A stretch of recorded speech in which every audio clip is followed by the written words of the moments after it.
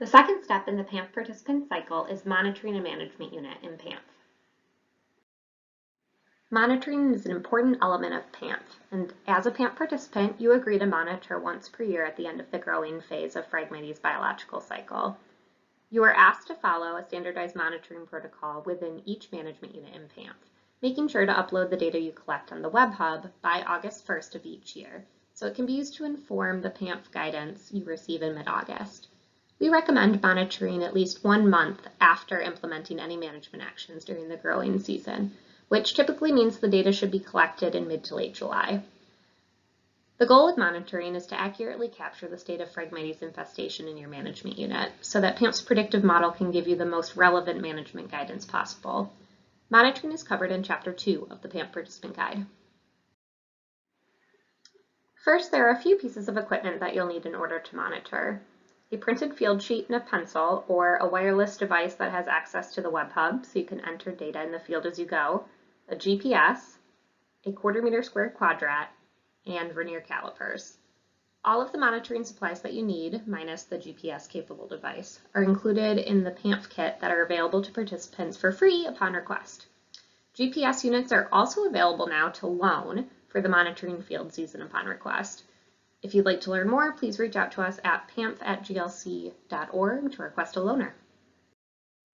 In order to monitor, you will need to be familiar with the field sheet, a customized version of which can be printed from the Web Hub. Monitoring is done in 2 stages. First, you look at the management unit as a whole and observe the percent establishment and whether frag has spread. Then you're going to collect data on stem count, stem diameter, and check for signs of stress within your quadrat at 5 different monitoring locations. Don't forget to submit all of the data on the Web Hub by the August 1st reporting deadline. We've recently added a new option to indicate if Phragmites has been eradicated from the management unit. Yes should only be selected for this option if there are no live stems found throughout the entirety of the management unit. It should be noted that even if you find Phragmites has been eradicated from the management unit this year, Phragmites may still reestablish the following year from rhizomes. So we suggest that you continue to monitor for at least 3 additional seasons, but there's no need to submit additional PAMF reports if you don't find any regrowth. To determine percent establishment, look at your management unit as a whole to estimate the extent to which live Phragmites exist throughout the area of your management unit.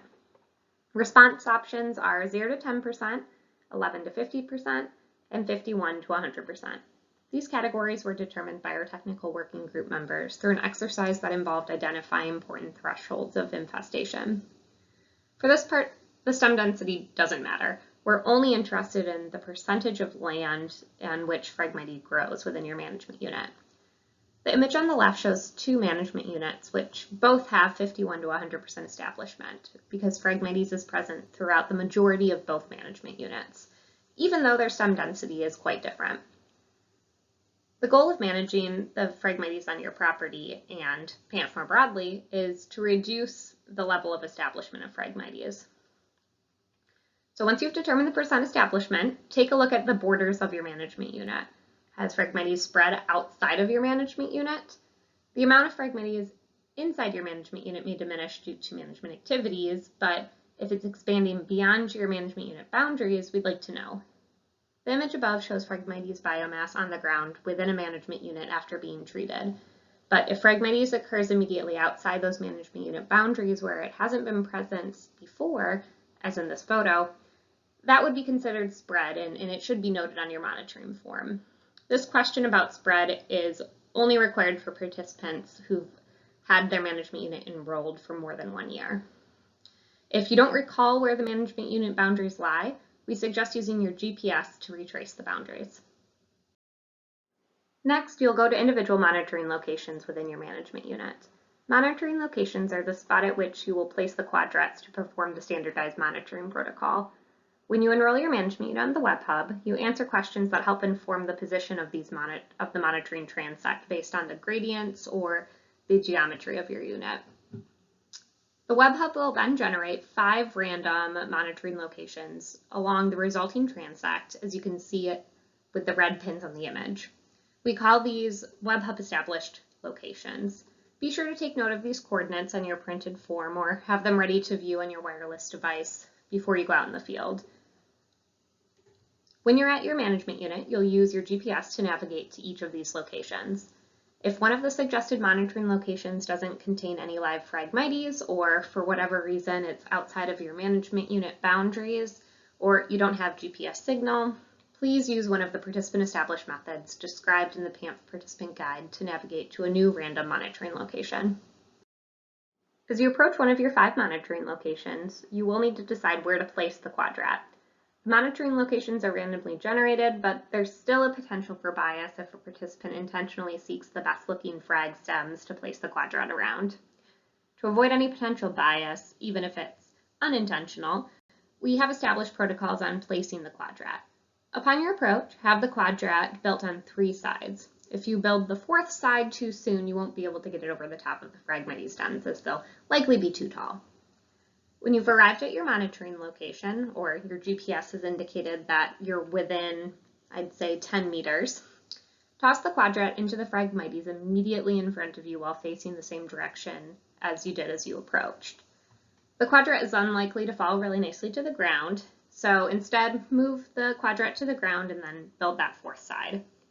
Once you pull out any Phragmites stems that are not rooted within the quadrat itself, you're ready to take your measurements. For the stem count, once you've set up your quadrat at your monitoring location, you can go ahead and count the live Phragmites stems that are rooted within the quadrat. Be sure to look out for any potential lookalike species and count only the live stems.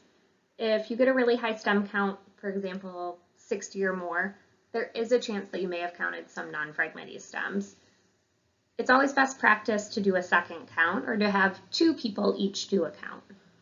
Generally, you'll probably find 8 to 15 live stems in a well-established stand with lots of standing dead biomass.